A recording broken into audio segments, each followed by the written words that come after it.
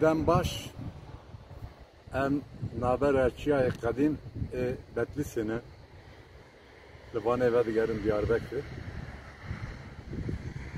Em baş dizanin ki demeka dirêje İttifaka Cumhur bi tundî hêrişa ser ziman, çan, govend û em bên dîroka gelê Kurd dike. Ew xas piskirêkê hundir henin ê derve henin. Meselê cotkaran, êkarkeran, ê bêpalan, bêkaran, ê xandevanan ew xas bi sedan piskirêk henin. Li derveyê sînor bi sedan piskirok henin.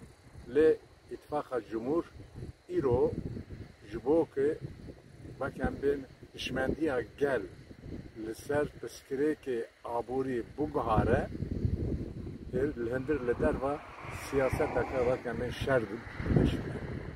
Li hindir ziman, govend, çan vekem bên davet gelê Kurd qedexe dike.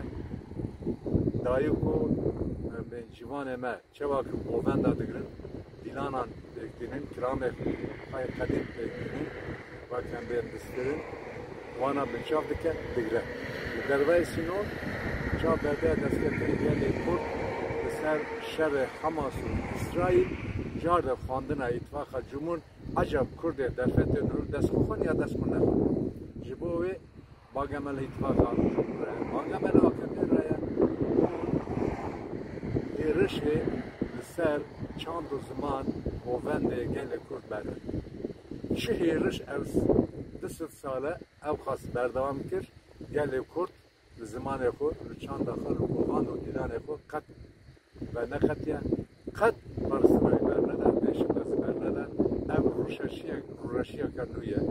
Li dîvî bangema jar İttifaka Cumhur e li derveyê sînor hêrişê destketinê gelê Kurd berdin. Ew çare nine, çare hûn destê xwe açtî dirêjê vêverberiya xweserî, dirêja